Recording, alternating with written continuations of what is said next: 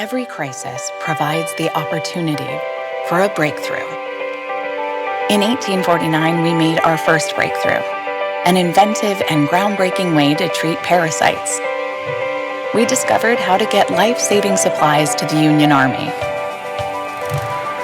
We broke through the barriers of mass production, making penicillin and other antibiotics accessible on a massive scale. The life-preserving drugs known as antibiotics met the challenges of war. And contributing to one of the biggest life-saving measures of the 20th century. Entering a new era of medicine in which the natural lifespan may be greatly expanded. We fought polio with an oral vaccine, so millions of children could be children again.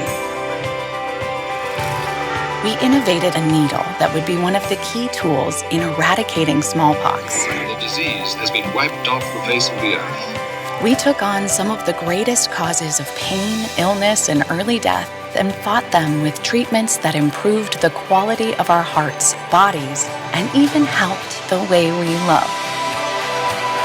We harnessed cutting-edge science to create breakthrough therapies that help people with cancer live longer. And now, we have broken through the biggest health crisis of our time. With our partner, we have developed a vaccine for COVID-19.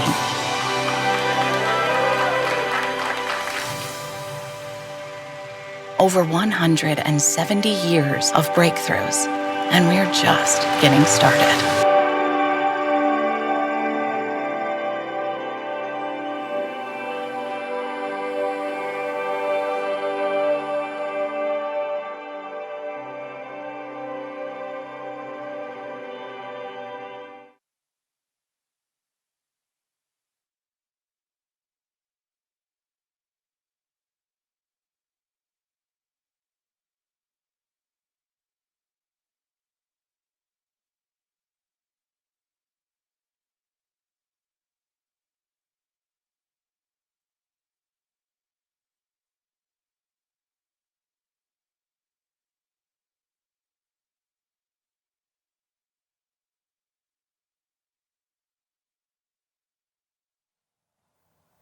Bonjour professeur, bonjour docteur, bonjour mesdames, bonjour messieurs. Merci d'être avec nous aujourd'hui pour cette conférence. Nous allons découvrir des témoignages de patients qui ont contracté la Covid et qui ont dû lutter contre certaines de ses conséquences à court et à plus long terme. À partir de quand parle-t-on de Covid long? Et puis quels sont les traitements aujourd'hui disponibles? Quelle prise en charge pour cette nouvelle pathologie? Eh bien, nous allons faire le point dans quelques instants avec nos orateurs. Avant cela, quelques précisions techniques. Néerlandais et français seront parlés aujourd'hui. Une traduction est disponible. Pour l'utiliser, il suffit de cliquer sur l'onglet représentant un casque blanc au bas à droite de votre écran. Cette conférence, évidemment, se veut interactive. Votre avis, votre ressenti, votre expérience, eh bien, tout cela nous intéresse. N'hésitez pas à les partager avec nous. Et pour ce faire, eh bien, pour réduire l'espace qu'il y a entre nous, puisque nous ne sommes pas encore à nouveau dans la même pièce, eh bien, nous allons utiliser Slido. Vous allez voir apparaître sur votre écran un QR code. Eh bien, ce QR code, c'est celui que vous devez scanner avec votre GSM. Pour ceux qui n'ont pas l'habitude, vous allez simplement faire comme si vous preniez une photo de ce QR code. Et puis, quand vous arriverez sur la plateforme, on vous demandera d'introduire un hashtag. Ce hashtag est le suivant, tout en majuscule BBC et puis en minuscule Covid, donc BBC Covid, c'est ce qui vous permettra de nous poser des questions. Je transmettrai un maximum de questions qui seront posées à nos orateurs. Et d'ailleurs, on va faire un test tout de suite pour voir si cela fonctionne. Voici la question à laquelle je vais vous demander de répondre. Dites-nous pour quelles raisons vous êtes là aujourd'hui. Êtes-vous un patient? Êtes-vous le proche de l'un d'entre eux? Êtes-vous un médecin ou un soignant? Eh bien, à vos téléphones, nous allons découvrir la réponse que vous nous aurez donnée dans quelques instants. Et sans plus attendre, je me tourne vers le professeur Patrice Boyer. Bonjour professeur. Vous êtes psychiatre, bonjour, vous êtes psychiatre et vous êtes également le vice-président de l'European Brain Council. On en apprend chaque jour un peu plus sur la Covid.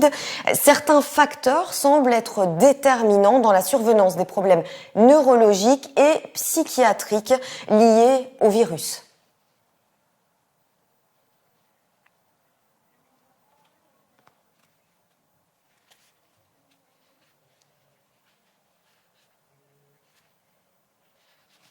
D'avoir organisé ce webinaire sur un sujet aussi important. On sait déjà depuis plus d'un an que le virus de la maladie, ce virus s'appelle SARS-CoV-2, a un impact majeur non seulement sur les voies aériennes et le tractus respiratoire, comme ça a été décrit au début de l'épidémie, mais également sur le système nerveux et le cerveau. Pour dire les choses simplement, ce virus a le cerveau pour cible. Il est neurotoxique. Cette neurotoxicité, comme il sera rappelé par les intervenants de ce webinaire, est à la fois directe et indirecte. Indirect veut dire lié aux modifications immunitaires et inflammatoires déclenchées par l'infection. Contrairement à ce que l'on pensait il y a encore, disons, un peu plus d'une vingtaine d'années, le cerveau n'est pas un sanctuaire immunitaire. Le fameux orage immunitaire qui accompagne la maladie a un impact direct sur le cerveau et notamment sur la circulation cérébrale. Et ça, on en aura aussi de plus amples détails. Mais qui dit cascade immunitaire et inflammatoire, dit aussi rôle du stress. On sait que les facteurs de stress vont aggraver ces cascades immunitaires et inflammatoires. Ce qui met en évidence qu'il y a un lien très étroit entre des facteurs psychologiques, le stress, et des facteurs biologiques qui sont les réactions du cerveau. Dans le cas du Covid, le stress est lié à plusieurs éléments. Au danger représenté par la pandémie, tout d'abord, mais également à l'isolement lié au confinement répété, surtout pour les personnes seules, âgées, vulnérables, aux restrictions de déplacement qui empêchent la continuité des soins. Donc, toutes ces ruptures sont des facteurs de stress qui vont aggraver les cascades immunitaires et inflammatoires. Un autre aspect de la maladie de Covid est l'existence d'un Covid long. Covid longue, en français, n'est pas très euphonique. Ce Covid long est défini temporairement, car il n'y a pas encore de consensus, par la persistance de symptômes liés à l'infection virale au-delà de 6 semaines après le début de la maladie. Encore une fois, c'est une définition temporaire. En fait, des données récentes montrent qu'un nombre important de symptômes peuvent persister au-delà de 35 semaines. Ce sont les derniers articles sur la maladie, ce qui pose, au-delà de 35 semaines, un problème majeur en termes de santé publique. La plupart des Covid longs font suite à des formes, paradoxalement, modérées, voire d'intensité moyenne ou peu sévère de la maladie, ce qui n'empêche pas de la maladie de durer au-delà de ces 6 semaines, ce qui est déjà une alerte. La fatigue, l'insomnie, les troubles cognitifs, le fameux brain fog, c'est-à-dire le brouillard mental, donc des troubles de la concentration, de la mémoire, l'irritabilité, l'anxiété, la dépression, constituent la liste des symptômes les plus prévalents, ce qui montre encore une fois clairement que le cerveau est la cible centrale de ce virus. Les conséquences de ces atteintes cérébrales et les mesures à prendre vont être passées en revue par les orateurs de ce webinaire, en particulier comment prendre en compte la vulnérabilité des populations jeunes, car il a été décrit récemment de plus en plus que les populations jeunes et les enfants étaient la cible du virus. L'âge moyen du Covid long n'a rien à voir avec celui des formes graves, on l'a vu. L'âge moyen du Covid long, c'est 40 ans. Ce n'est donc pas les formes graves qui atteignent l'espérance vitale de sujets de plus de 80 ans, comme on le sait. Comment comprendre mieux les mécanismes qui sont à l'origine du Covid et comment imaginer des techniques qui augmentent la résilience biopsychosociale. Ce sujet sera aussi abordé. Comment prendre en compte le témoignage des patients eux-mêmes? On néglige beaucoup trop souvent la description des symptômes et de l'évolution de la maladie par les patients. Et les réintégrer dans nos modèles est absolument essentiel. Comment prendre enfin le problème du Covid long? On l'a vu, il n'y a pas de consensus sur la définition actuelle et pas de reconnaissance qui soit encore standardisée et officielle. Notamment, c'est essentiel. Et quelles sont les bases neurobiologiques de ce Covid long? Quels sont les traitements de ce Covid long? Vous voyez, il y a une multiplicité de questions et justement, ce webinaire va nous permettre d'ouvrir certaines fenêtres essentielles sur ces questions.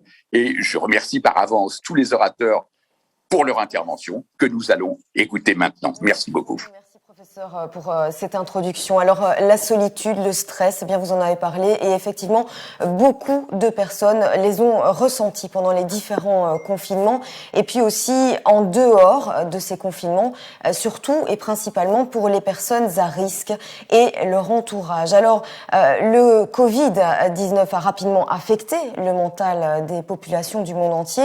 Que peut-on en dire aujourd'hui avec le recul? Certains facteurs nous prédisposent-ils à cette souffrance ou le risque est-il présent chez tout le monde? Eh bien, nous allons le découvrir au fil des 2 conférences qui vont suivre. Avant cela, pour les médecins qui nous regardent, sachez que cette conférence est accréditée par l'INAMI, les kinés et les pharmaciens. Vous pouvez également demander une attestation de présence. Alors, pour tous, une seule et même adresse, c'est celle du vice-président du Belgian Brain Council, le Dr Gianni Franco, et c'est la suivante, tout en minuscule, gianni.franco@skynet.be. Voilà qui est dit. Un petit coup d'œil maintenant sur les résultats de notre sondage Slido et on va les regarder ensemble. Voilà, vous êtes 39% à être des patients, 25% à être médecins, 17% de soignants et puis 8% de familles et 8% qui regardent pour d'autres raisons, donc peut-être étudiants ou personnes qui ont l'habitude de se connecter chez Belgian Brain Council ou European Brain Council. Merci en tout cas d'avoir participé. Je vois que vous savez comment ça fonctionne. Et donc, c'est de cette façon que vous allez pouvoir nous poser vos questions pendant la conférence. N'hésitez pas à le faire. On accueille tout de suite Fabienne Glovax. Bonjour professeur. Vous dirigez une unité de recherche consacrée à l'adaptation, la résilience et au changement à la faculté de psychologie de l'ULiège. Vous avez mené plusieurs études en rapport avec la Covid avec plus de 20 000 personnes, donc c'est assez important comme étude. On a beaucoup parlé de la souffrance des jeunes, alors qu'en est-il réellement? C'est notamment l'une des choses que vous avez observées et la parole est à vous. Voilà, bonjour à toutes et à tous et merci pour l'organisation de ce webinaire et pour cette conférence. Je vais de suite partager mon écran.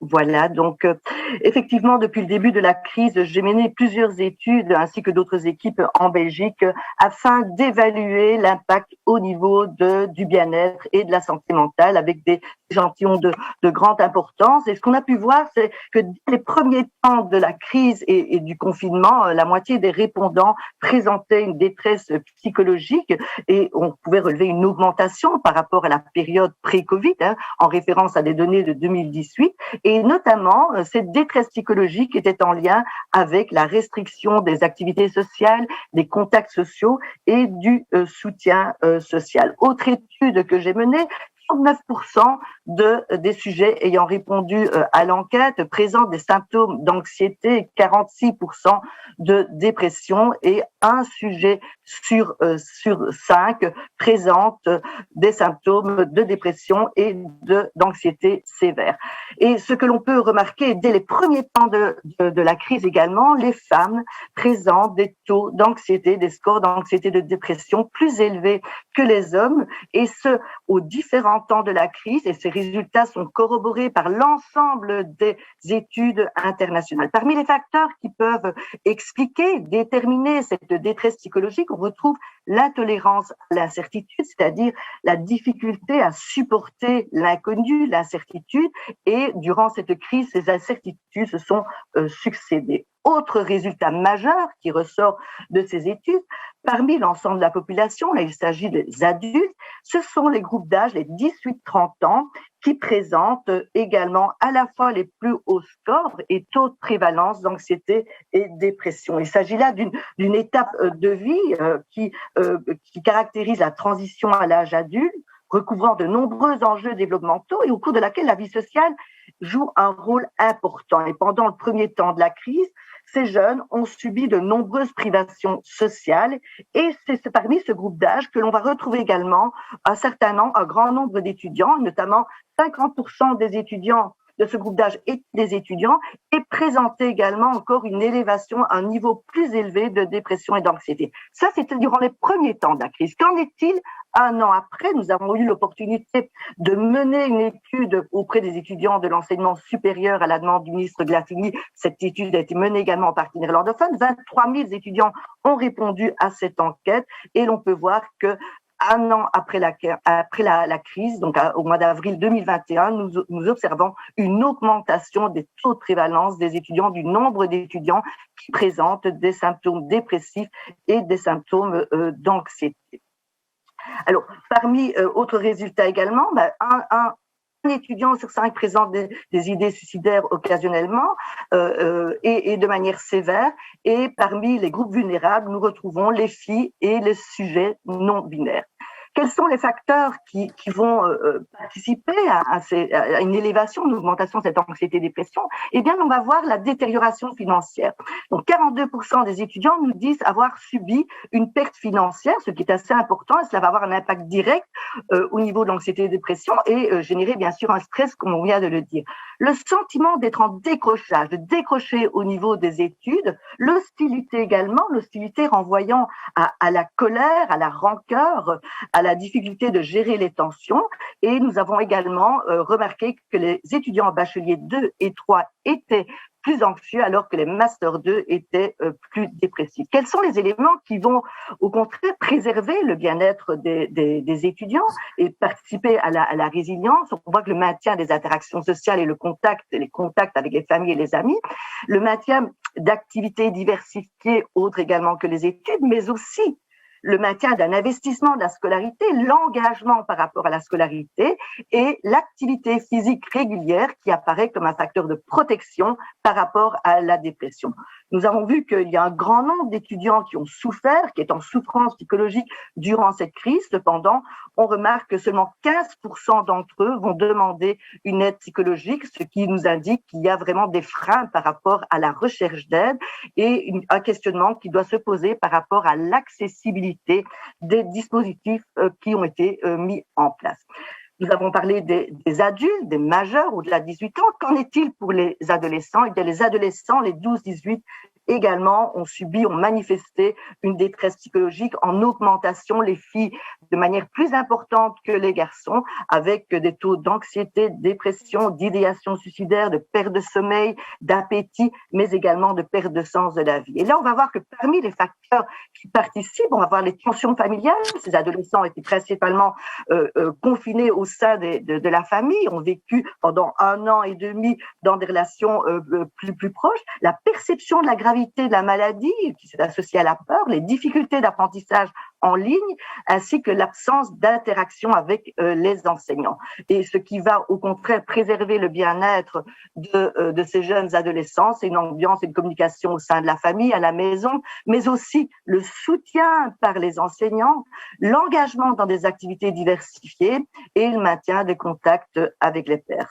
Ceci m'amène à conclure cette intervention en affirmant que la crise a été dévastatrice au niveau de la santé mentale, particulièrement pour les jeunes, mais elle a également été révélatrice des besoins de jeunes, des besoins de lieux sociaux, des espaces sociaux pour se développer. Prenons soin du bien-être des jeunes, des étudiants, pendant et après la pandémie, et augmentons l'accessibilité des aides et des soins psychologiques. Je vous remercie pour votre attention.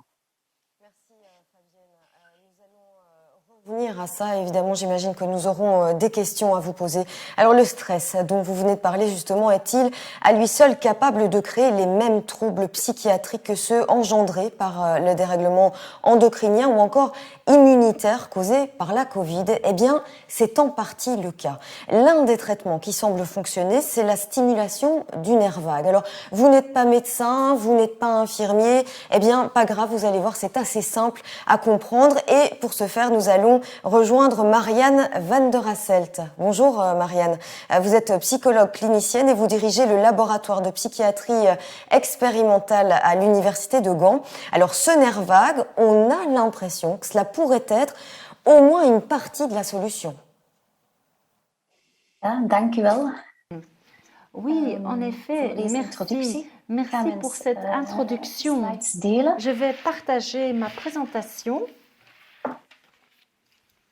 Zien jullie mijn slides nu? Est-ce que vous pouvez voir ma présentation? Beste allen, dank voor uw aanwezigheid. Bonjour à tous, merci pour votre présence. Lors de ma présentation, je vais parler de l'importance de l'interaction entre le corps et l'esprit et comment utiliser cette connaissance pour traiter les problèmes mentaux et aussi en période corona. Quand on regarde la pandémie récente et quand on regarde l'impact du Covid sur la santé mentale, on voit clairement qu'il y a un lien. Différentes recherches ont montré que 1 sur 5 patients développent des troubles mentaux, que ce soit une anxiété, une dépression ou autre. Et on a démontré que ce risque élevé persiste même quelques années après l'infection. Maintenant, comment cela se fait qu'une exposition aux infections, que ça peut mener à une augmentation des problèmes psychiques? Eh bien, on peut trouver la réponse dans le fait qu'on peut avoir un effet inflammatoire. Je vais vous expliquer cela. Regardez ici la photo. Là, vous voyez le système nerveux central et le système nerveux périphérique. L'interaction se fait via le système nerveux autonome et vous voyez qu'il y a des communications entre le cerveau et le système nerveux périphérique. Pour être plus spécifique, il y a des informations qui se transmettent dans le corps et ça passe donc de notre corps au cerveau. Ces informations se transmettent et comme ça, le cerveau donne des signaux pour créer ces hormones de stress et ça va être envoyé à différents organes. C'est donc une réaction de stress. C'est une réaction de stress qui est importante pour libérer de l'énergie, pour se battre contre l'infection aussi et pour réagir. Donc, maintenant, si ça perdure dans le temps, ça peut donner un cumul d'hormones qui provoquent le stress. Et comme ça, on voit que les infections ou les inflammations peuvent persister. Et ça, c'est donc une réaction de stress qui dure longtemps. Et c'est ça qui peut épuiser notre corps et augmenter le risque d'avoir des problèmes au niveau mental. Comme le professeur vient de le dire, enfin et l'autre collègue l'a déjà mentionné aussi, il faut bien regarder l'activité du corps et il faut regarder comment on ressent le stress.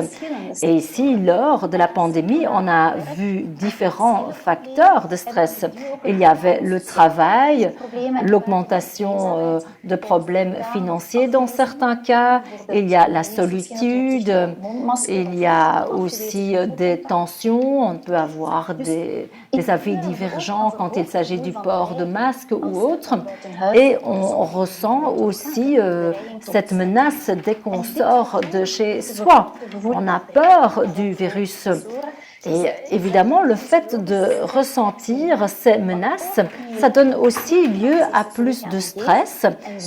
Et là, on voit que ça perdure dans le temps. Donc, en résumé, on voit ces facteurs stressants et ça va donc renforcer la réaction de stress biologique d'une part et psychologique d'autre part. Et comme ça, on voit qu'il y a de plus en plus d'angoisse. Et comme ça, on peut aussi comprendre ces angoisses et les problèmes qui peuvent perdurer après l'infection Covid. Et ce que je dis, ça semble au premier abord négatif. Mais en fait, on peut aussi utiliser cette connaissance. On peut utiliser cette connaissance pour améliorer la santé mentale des patients Covid. Ici, on voit à l'écran le nerf vague. Et on voit que le nerf vague connecte différents organes avec le cerveau. Et ce nerf aide le corps à échanger des informations avec le cerveau et vice-versa. Le nerf vague est donc comme une autoroute qui traverse le corps. Le nerf vague peut donc diminuer les inflammations, mais le nerf vague peut aussi freiner la production d'hormones de stress. Et comme ça, on peut de nouveau se sentir en sécurité, on peut de nouveau se sentir calme. On peut donc activer ce nerf vague grâce à différentes techniques. Il y a pas mal de techniques, je vais en partager quelques-unes avec vous. En fait, quelque chose qui ne coûte pas cher et comme ça on peut stimuler le nerf vague. C'est une stimulation au niveau du cou ou au niveau de l'oreille. Ce sont des techniques qui peuvent donc diminuer les inflammations. Et ça peut aussi diminuer les plaintes au niveau psychique. On a testé cela dans notre labo et on a vu qu'après la stimulation du nerf vague, on commençait à moins avoir de soucis, à moins réfléchir à tous les soucis. Puis on peut aussi adapter ces activités et tout ce qui est mode de vie maintenant, faire de l'exercice physique. On a démontré que ça augmente l'activité de nerfs vagues et ça va donc diminuer le stress. Il y a aussi des techniques de respiration. Si on a une bonne respiration très lente, eh bien, ça peut stimuler l'activité du nerf vague. Pour clôturer, je peux dire que les effets du Covid, on ne peut pas les prédire, mais on peut adapter un peu ces activités pour avoir un impact positif sur la santé mentale et on peut donc avoir un effet positif sur les interactions corps-esprit. C'est ce qu'on a déjà vu que c'est important et qu'on peut utiliser la stimulation du nerf vague dans ce sens. Je vous remercie pour votre attention. Merci Marianne Van Der Hassel. Je voudrais répondre à quelques questions qu'on nous pose sur Slido, qui ne sont pas des questions très scientifiques, mais plutôt techniques. Si vous nous entendez dans une langue qui n'est pas la vôtre, vous pouvez, pour sélectionner la langue, aller au bas de votre page, au bas de votre écran, vous allez voir un petit casque blanc. C'est là-dessus que vous devez cliquer pour choisir la langue. Si vous entendez la langue que parle l'orateur en même temps, eh bien c'est tout à fait normal d'entendre les deux langues puisqu'on ne peut pas en supprimer une. Donc il est normal, on va baisser un petit peu le retour pour vous puisque visiblement ça semble déranger certaines personnes, mais voilà, c'est tout à fait normal, ne vous en inquiétez pas. On va accueillir accueillir maintenant Brieux Van Damme. Bonjour Brieux Van Damme, merci d'avoir répondu à notre invitation. Aujourd'hui, vous êtes le directeur général des soins de santé à l'INAMI. Alors au cours des 2 dernières années, eh bien, l'INAMI a été largement sollicité. Il a fallu prendre en charge au mieux les conséquences directes et puis ensuite les conséquences indirectes de la Covid. Et il y a une volonté certaine de la part du ministre fédéral de la Santé, Frank Vandenbroek, de cheminer vers un meilleur cadre pour ces soins. Est-ce qu'on peut faire le point aujourd'hui avec vous ? Oui, bonjour. Bonjour tout le monde. Merci pour cette invitation. Je dois dire, je suis impressionné par la qualité des interventions de mes prédécesseurs à cette conférence. C'est extrêmement clair et je pense que le contexte parfait aussi pour donner quelques précisions effectivement sur ce que fait l'INAMI et le gouvernement fédéral par rapport aux soins psychologiques et plus particulièrement dans le cadre de la Covid. Un petit peu de contexte peut-être. Je ne sais pas si mes slides bougent. Pas encore. Voilà, vous voyez ma présentation ? Oui. Parfait. Excusez-moi. Voilà, donc le contexte. Je pense que je ne vais pas parcourir exactement ce qu'il y a dans les slides. J'imagine qu'ils seront mis à disposition après la conférence. Toujours est-il que j'ai bien noté effectivement les différentes interventions, notamment ce que disait le professeur Klovac par rapport à la prévalence des troubles psychologiques suite au Covid. Plus de 50% des adultes semblent effectivement avoir des troubles suite au stress généré par cette pandémie sans précédent.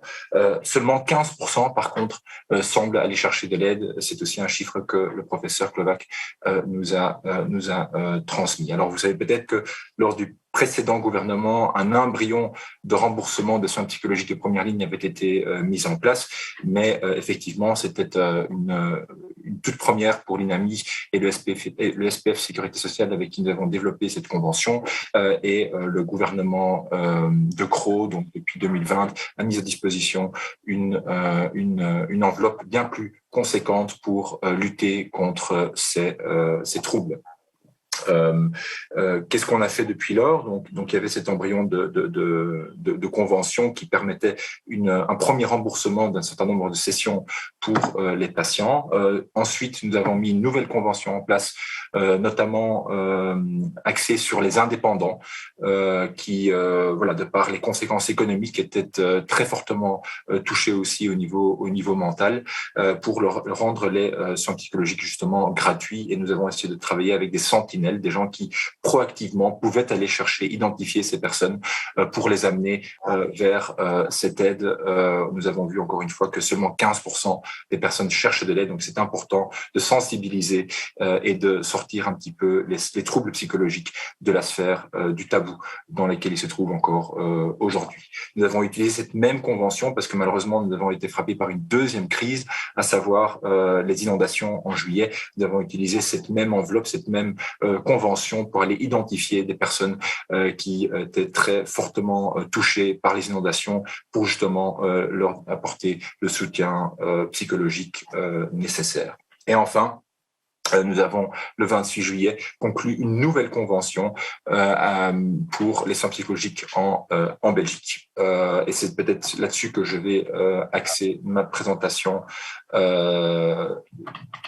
présent. Je vais parcourir très rapidement en fait ce slide. Les autres, encore une fois, contiennent plus de détails, mais je pense que pour ce matin, c'est peut-être plus intéressant d'aller vraiment qu'est-ce qui rend ce nouveau cadre aussi intéressant. D'abord, on va travailler avec des réseaux, 32 réseaux qui sont ancrés localement et qui prévoient des soins différenciés pour les adultes d'une part et pour les enfants et les adolescents d'autre part, qui sont, comme nous l'avons vu, effectivement très fortement touchés. L'ancrage local est très important. Pourquoi ? Parce que nous allons en fait, je ne vais pas rentrer dans la technicité, mais nous prévoyons en fait un financement pour le réseau, et c'est au réseau local, évidemment en suivant un certain nombre de consignes directrices reprises dans cette convention, mais c'est au réseau local en fait d'aller voir comment gérer cette enveloppe pour justement pouvoir répondre aux besoins qui qui peuvent être différents d'une région à une autre, et de travailler surtout avec les acteurs locaux, des sentinelles, évidemment la médecine de première ligne, les réseaux de santé mentaux, les hôpitaux au besoin, etc., etc. Et donc vraiment d'avoir une aide qui est vraiment modulée en fonction des besoins très particuliers. Troisièmement, c'est un système échelonné, comme vous voyez ici. La convention prévoit en fait des soins de première ligne qui sont directement accessibles par le patient, donc pour justement rendre cette barrière encore plus basse. Est-ce que ça va suffire d'enlever certaines barrières financières? Probablement pas, mais c'est aussi pour ça, je pense, que dans les semaines et mois à venir, nous allons devoir développer une réelle campagne de communication pour attirer l'attention à cette nouvelle offre de manière très large pour que justement il n'y ait plus ou de moins en moins ces barrières pour aller chercher de l'aide. Donc c'est un système échelonné, première ligne d'une part, et puis des soins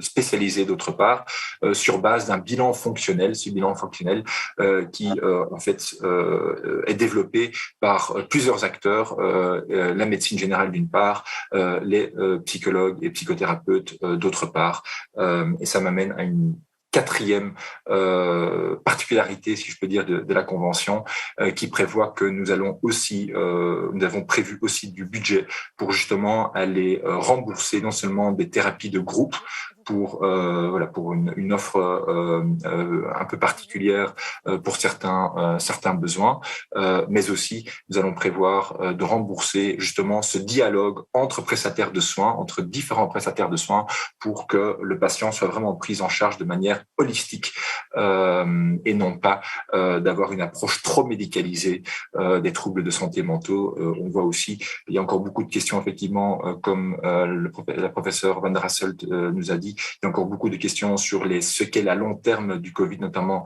sur les troubles mentaux, mais toujours est-il que nous voyons aussi que certains patients, en fait, avec le soutien nécessaire, après un certain nombre de mois, retrouvent un équilibre mental qui est similaire à celui de l'avant-crise. Et donc, je pense qu'il est là aussi, c'est important d'avoir une offre différenciée, mais qui ne soit pas trop médicalisée.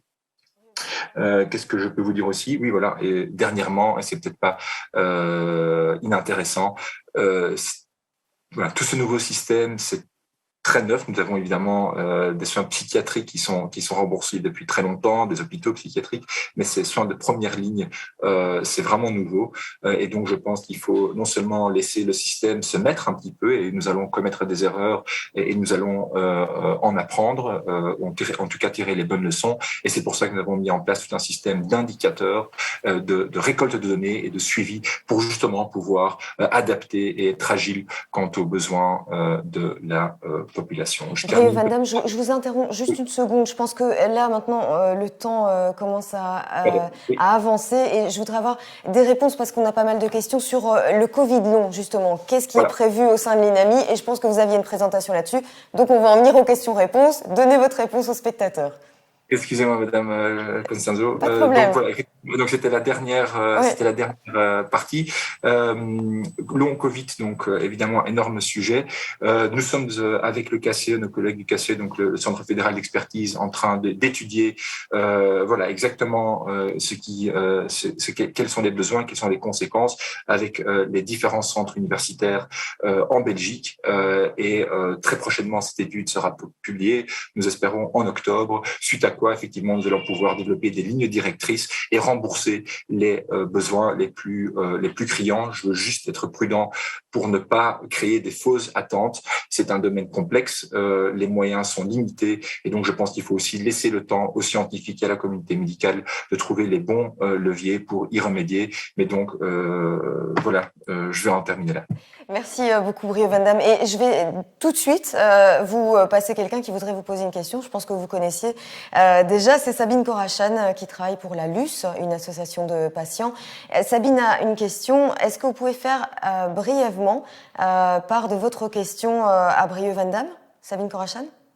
Oui, bonjour. Merci beaucoup pour cette opportunité. Ce n'est pas directement ma question. Je suis ici un peu au nom des deux collectifs de patients Covid long qui existent en Belgique et aussi suite aux interpellations que la LUS a fait l'année dernière.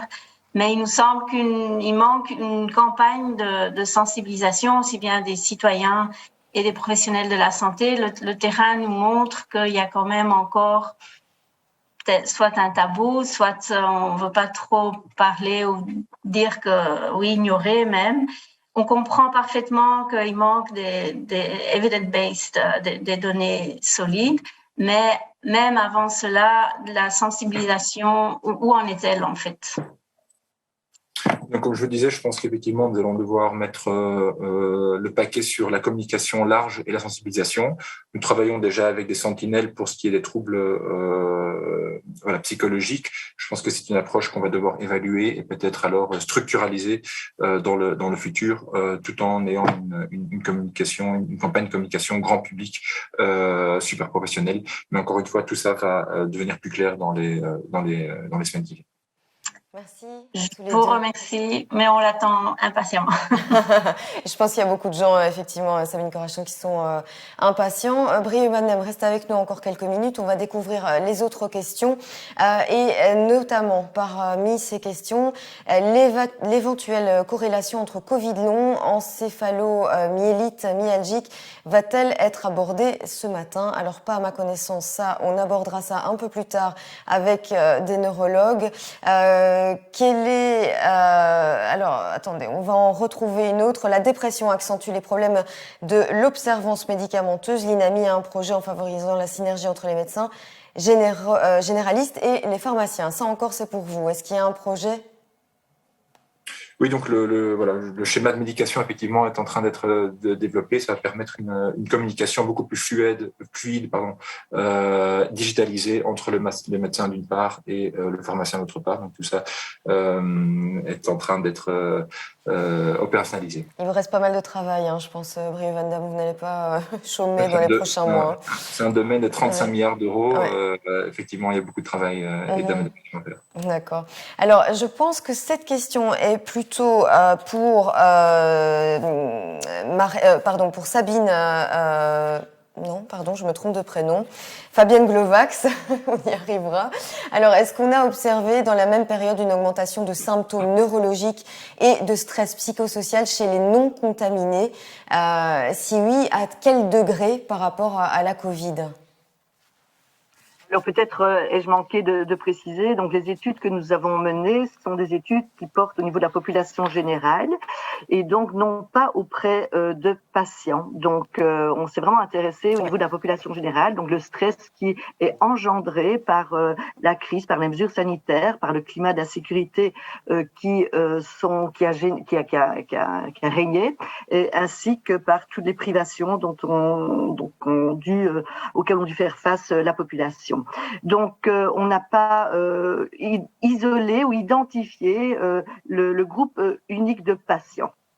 Est-ce que, justement, vous avez une idée de la comparaison, peut-être, avec des gens qui ont fait les mêmes études que vous, mais à destination des patients Covid? Est-ce que là, on voit une différence? Donc, on a vu une tendance, en fait, parmi les facteurs prédicteurs de la dépression, de l'anxiété, on a mesuré le degré de proximité par rapport au Covid, c'est-à-dire avoir été soi-même contaminé, avoir un proche qui a été contaminé ou avoir été suspecté d'avoir été contaminé. Donc, cette proximité avec la Covid, avec des proches qui ont eu la Covid, va augmenter le risque de développer des symptômes dépressifs et anxieux. Donc, en soi, ce n'est pas le virus en lui-même, mais c'est vraiment la proximité, l'expérience qui est faite avec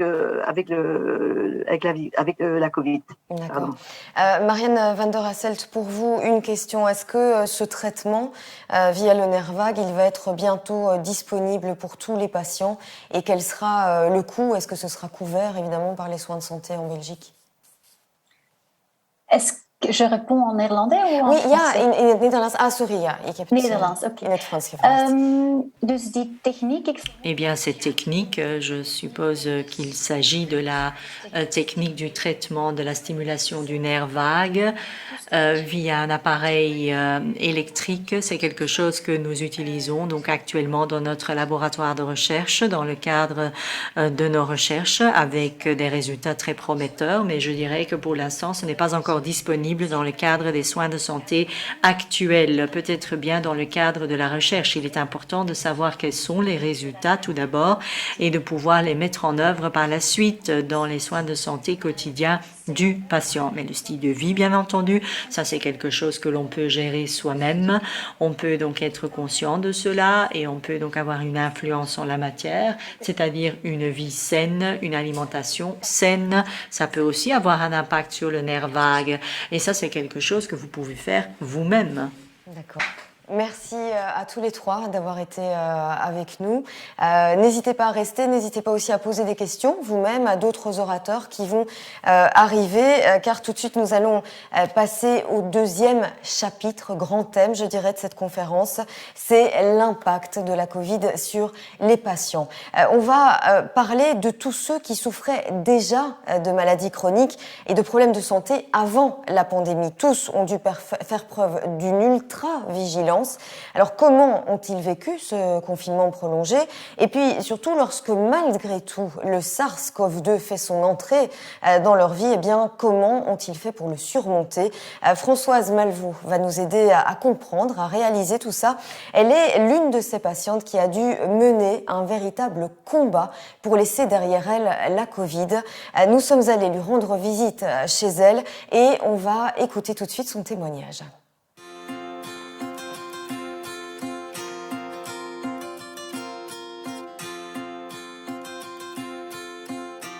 J'étais à un dîner et à ma table, il y avait quelqu'un qui avait été en contact avec une personne qui avait le Covid. Et toutes les personnes qui étaient à cette table ont eu le Covid, dont moi. Voilà, et bien, je suis restée 3 jours au lit en n'étant pas bien. On m'a envoyé un médecin qui m'a dit « Oh, c'est pas grave, vous avez une entérite ». Et puis, on n'a pas fait de test. Ça, c'est une chose que je veux dire, parce que c'est pas normal. Le 3e jour, on m'a trouvé dans un état lamentable, et on a appelé une ambulance, et on m'a mis en clinique pour 12 jours. Il paraît qu'il me manquait 6 litres d'oxygène, donc à partir de ce moment-là, au début, c'est que c'était grave, quoi. Hein. C'est pour ça que mais ils ont tout fait à la clinique pour me soigner correctement. Ils savaient que j'avais la sclérose en plaques et ils ont tout fait pour que je n'aille pas en soins intensifs. Parce qu'aller en soins intensifs, c'était très mauvais pour moi.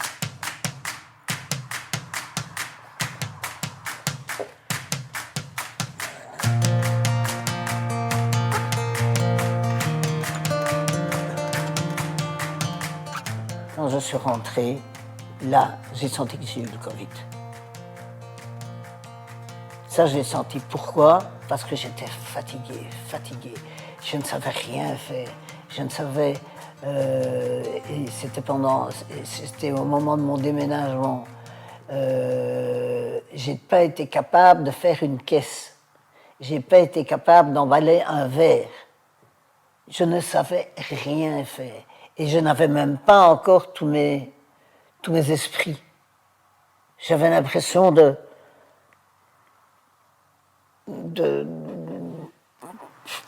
couler.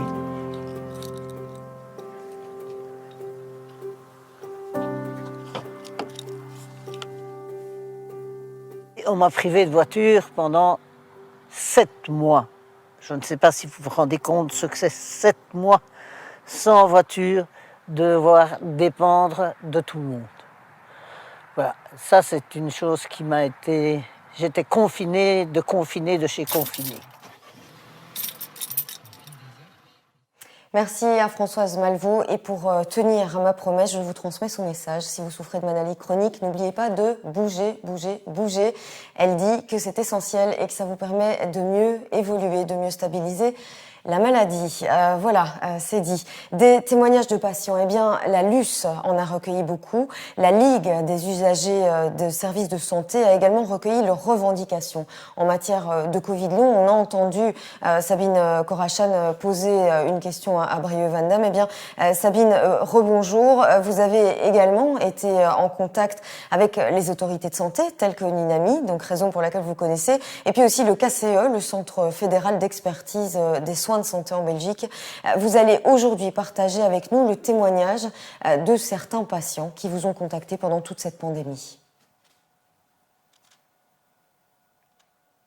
Je ne vous entends pas. Voilà. Bonjour. Mon micro est allumé. C'est mieux. Hop. Voilà.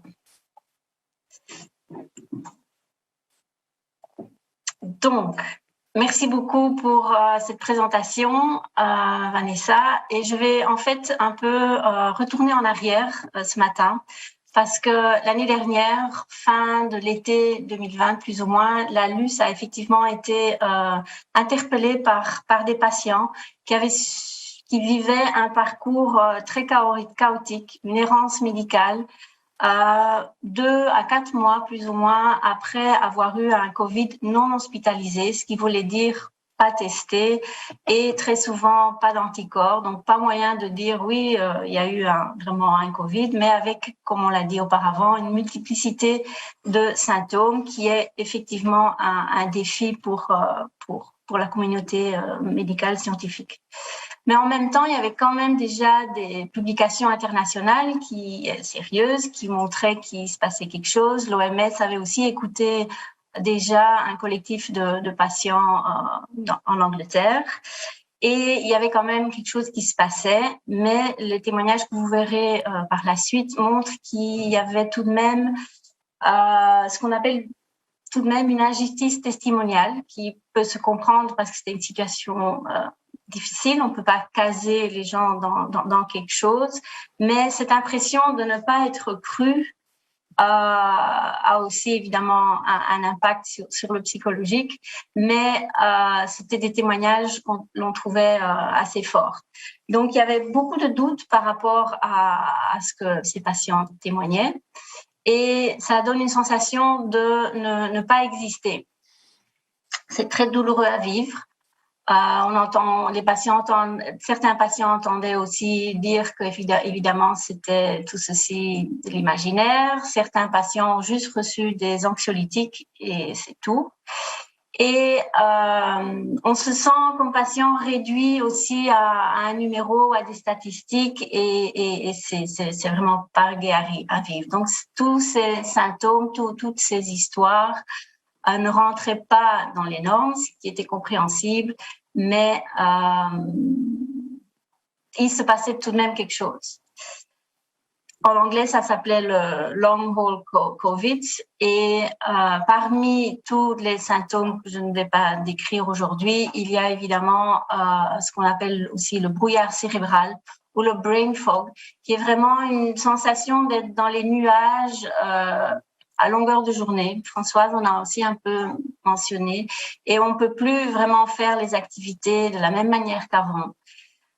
Certaines personnes ont vraiment des difficultés réelles de concentration. On bute sur les mots, on n'arrive pas à suivre des conversations. Certains patients nous ont dit que leurs enfants même leur rappelaient où étaient certaines choses dans la maison. Et donc, on oublie vite ce qu'on dit. On a la sensation que la mémoire est une passoire. Tous ces symptômes qui sont effectivement très variés et complexes et qui affectent différents organes ont un impact évidemment aussi sur l'activité professionnelle de ces personnes, la qualité de vie est évidemment très dégradée et il y a une perte de revenus, en partie aussi due à cette errance médicale et à chercher différentes solutions. Il y a vraiment il y a eu une augmentation des frais de soins de santé en général. Mais donc, comme je l'ai dit auparavant, les patients, la communauté peuvent être très compréhensifs par rapport à cette situation qui est un gros défi pour la communauté scientifique et médicale, mais il y a vraiment une nécessité d'une reconnaissance au niveau officiel de l'INAMI, qu'un programme de réhabilitation soit mis en place pour les cas où c'est nécessaire. Et évidemment, pour tout ceci, il faut des recherches et c'est pour cela que nous avons consulté les parties qui pouvaient nous aider avec ces démarches. Je vous remercie beaucoup et je vous souhaite aussi, évidemment, rappeler que la prévention pour la COVID continue à être importante.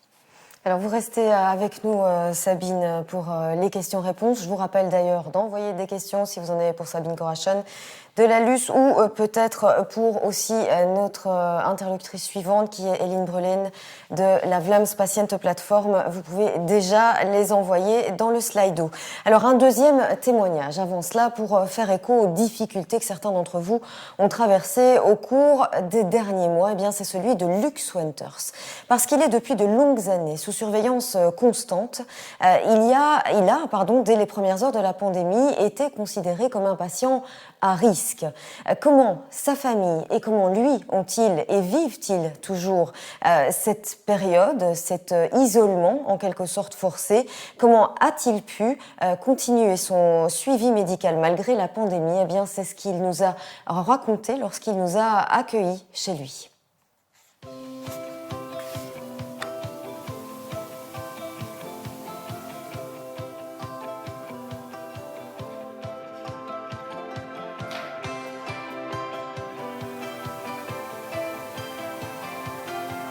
Beiden hebben mij gezegd dat ik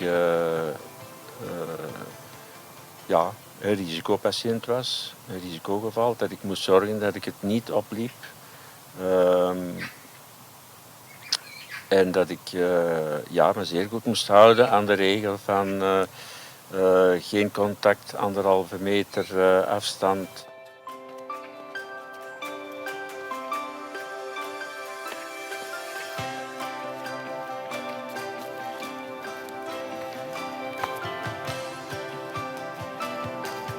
Het maakt dat ik gedurende de hele periode eigenlijk, vooral vorig jaar, mijn contacten beperkt heb, mijn fysieke contacten tot een 2-3-tal personen. Maar tijdens de derde periode vorig jaar, de derde periode die zo hoog opliep, heb ik ook die contacten gewoon verbroken, heb ik dus niemand meer gezien.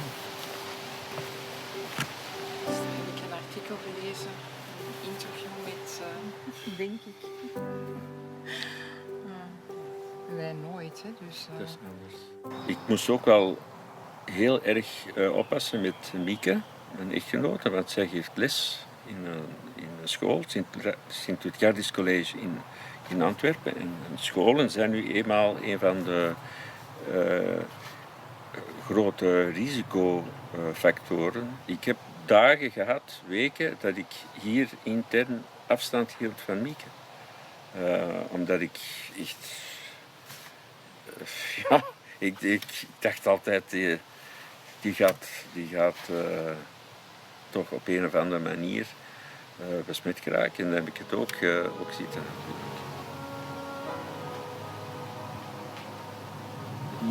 Ja, wat anders gaat even komen. Maar je hebt iets te zeggen laten zien. Dat ook, hè. Om de 6 maanden moet ik naar het ziekenhuis en moet ik een aantal onderzoeken ondergaan. En dat ik getwijfeld heb of ik er wel zou gaan. Omdat ik dacht, ja, wat kan ik daar gaan doen in een ziekenhuis dat vol met COVID-patiënten zit. Ik heb telkens malen contact genomen met mijn arts en gevraagd wat ik zou doen. Hij heeft altijd gezegd, komen.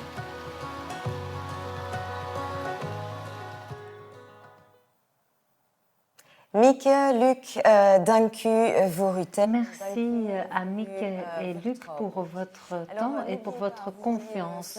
S'afficher au-dessus, eh bien n'oubliez pas de continuer à nous envoyer vos questions, vos commentaires. Peut-être aussi partager votre expérience si vous avez vécu les choses d'une manière qui peut nous aider à mieux comprendre.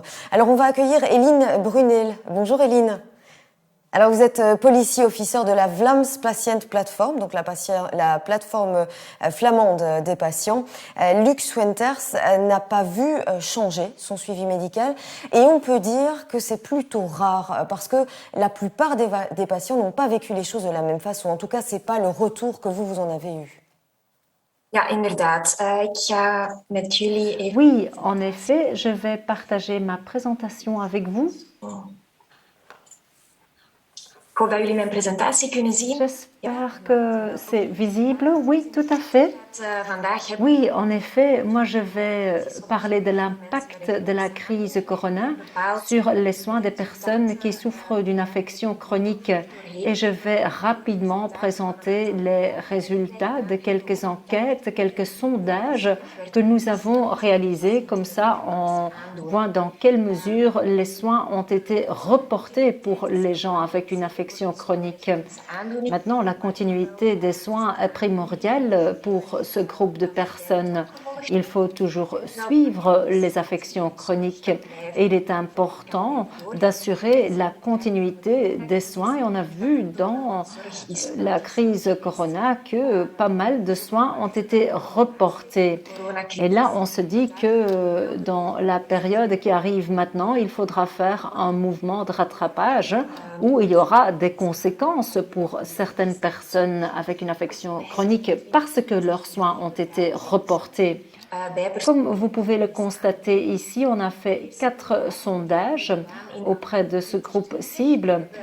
Le premier sondage a eu lieu au mois d'avril 2020 et on voit ici pour les résultats que souvent les soins étaient reportés par le prestataire de soins même, surtout au mois d'avril. Donc, et qu'est-ce qu'on voit ici dans les hôpitaux? Des soins ont été reportés auprès du kiné et auprès du dentiste. Donc, vous voyez là, en fonction des codes couleurs, que ça c'était la partie principale. Et là, si on prend les soins reportés par les patients même, on voit qu'il y a une grande part auprès du kiné et aussi à l'hôpital et auprès du dentiste. On a refait une enquête au mois de juin. Là, on a surtout demandé aux gens s'ils ont eux-mêmes reporté leurs soins. Et là, 40% des gens ont dit oui. Ça, c'était quand même un grand groupe pour le mois de juin. Et là, on est allé discuter avec les autorités pour voir comment modifier cela. Et puis, au mois de septembre, on a fait un troisième sondage. Là, 129 personnes ont participé et là, 30% des gens prenaient encore l'initiative eux-mêmes de reporter leurs soins. Et la raison principale, vous voyez ça à droite, ça c'est la peur d'être contaminé. Donc la peur de contracter le virus. Là aussi, on a abordé les autorités pour voir comment on peut quand même organiser les soins de façon sûre, donc dans un contexte de sécurité.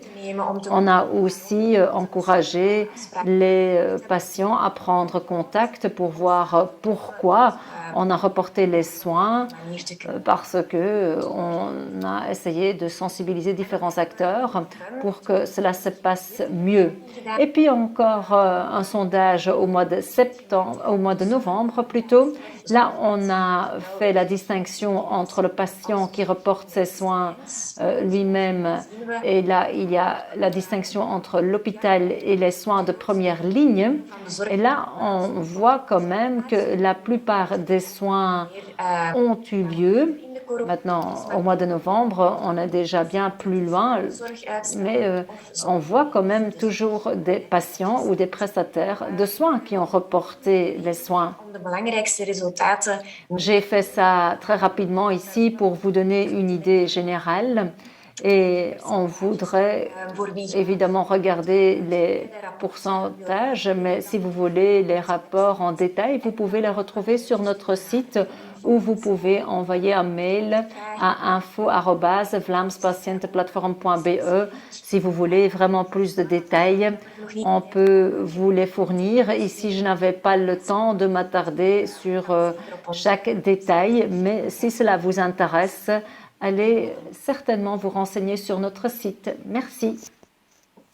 Merci Eline. Et on va découvrir tout de suite les questions et peut-être le partage de cette expérience d'abord avec cette personne qui nous dit, et j'ai perdu la question, mais je vais vous la résumer, qu'effectivement, ah voilà, je l'ai retrouvée, et il faut ajouter pour beaucoup de malades chroniques ordinaires à domicile, la Covid a été une rupture du trajet de soins, parfois avec des conséquences irrécupérables.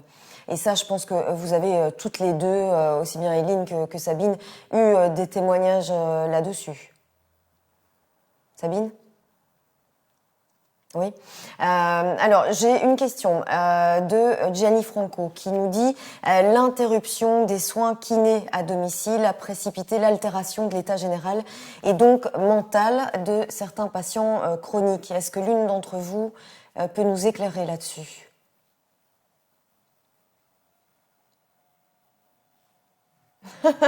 Eline, je pense que vous avez parlé des soins de kiné.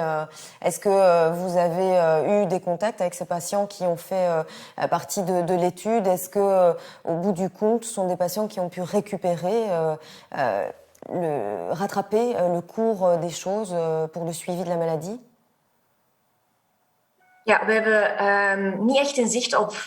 On n'a pas vraiment une idée sur le fait si ça a pu se rattraper ou pas. Maintenant, plus on évoluait, moins les soins étaient reportés. Donc, petit à petit, les soins ont redémarré. Maintenant, dans certains sondages, on a aussi demandé quelles étaient les conséquences de ce report de soins. Et là, on voit que pour les kinés, voilà que c'était très important pour le trajet de soins. Et le manque de séances de kiné a eu un impact sur l'évolution, en effet. Ça, on peut le déduire de ces résultats. Merci Eline.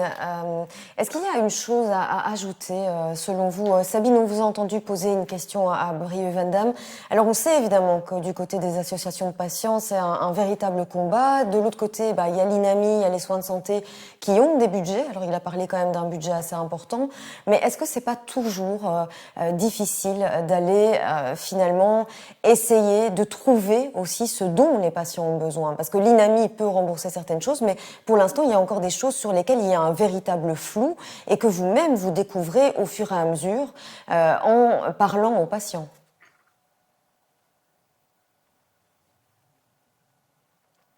Oui, Sabine, si je peux me permettre, je prendrai une parole courte.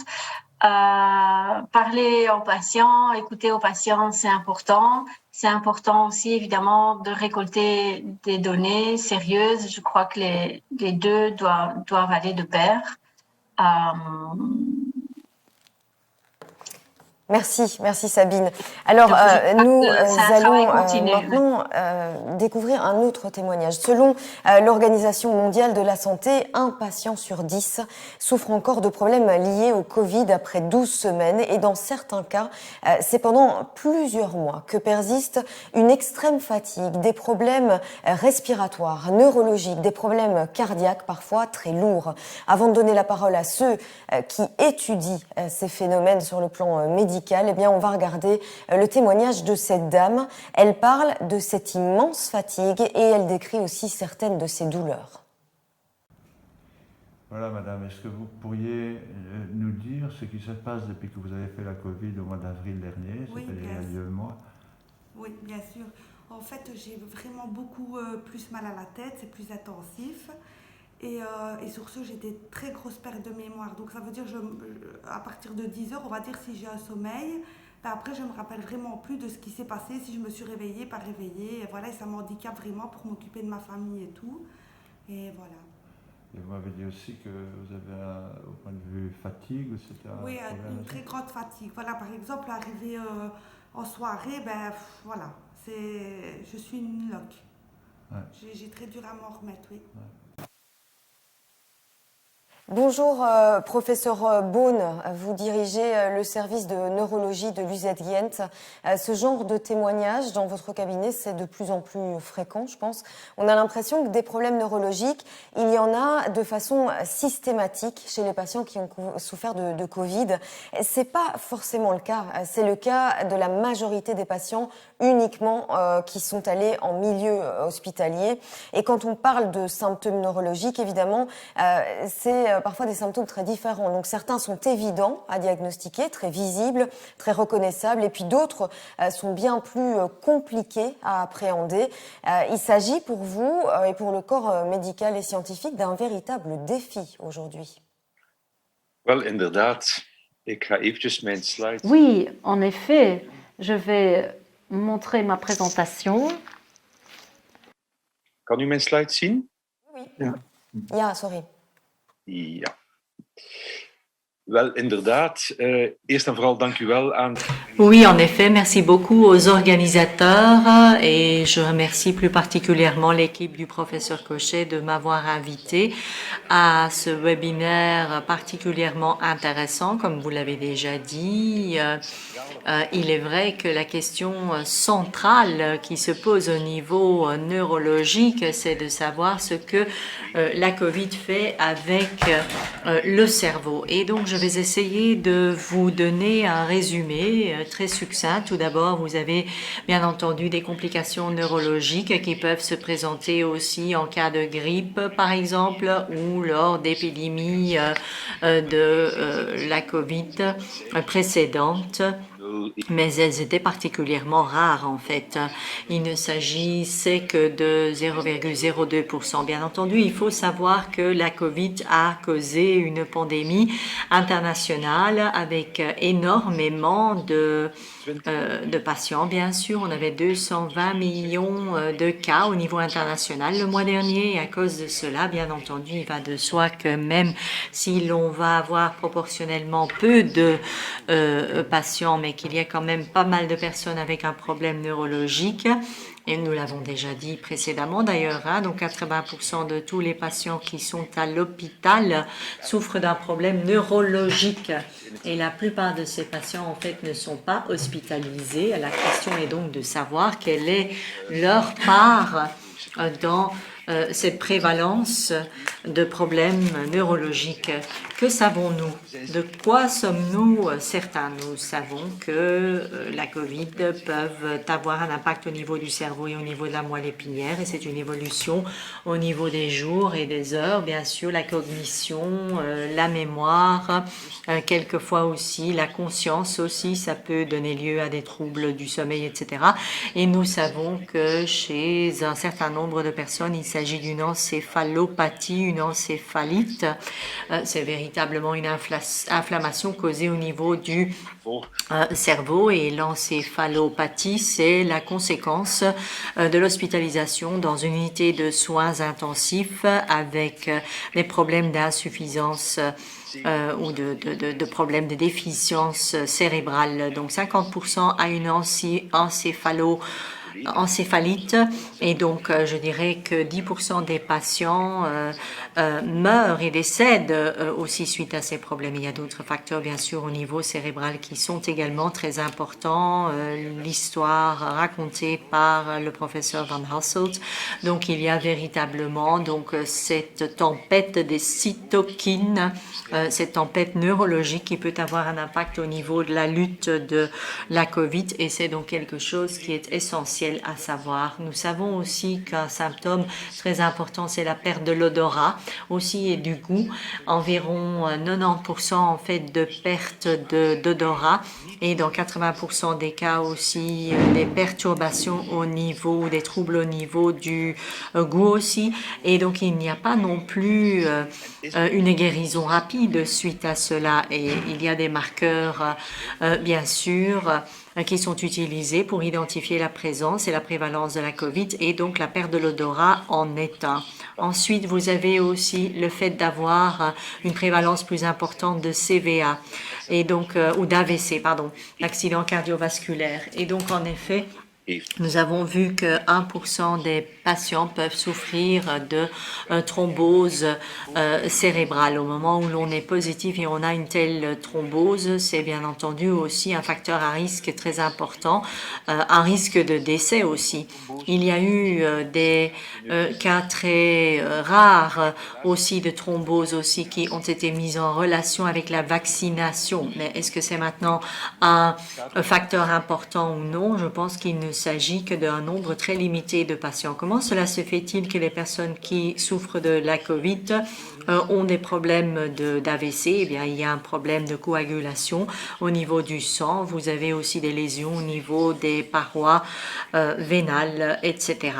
Tout cela est donc effectivement occasionné par la réaction d'inflammation. Un autre point, c'est donc celui du long haul COVID. De quoi s'agit-il? Du COVID long, de la COVID longue.